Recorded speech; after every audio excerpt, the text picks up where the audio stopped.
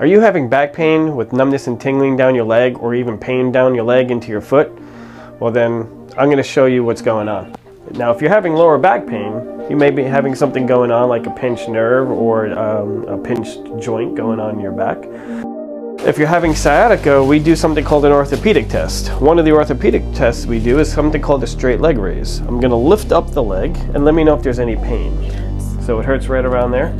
So what I'm doing is I'm actually lifting the leg, pulling on the sciatic nerve. If the sciatic nerve was not pinched, she shouldn't be able to do this with no pain.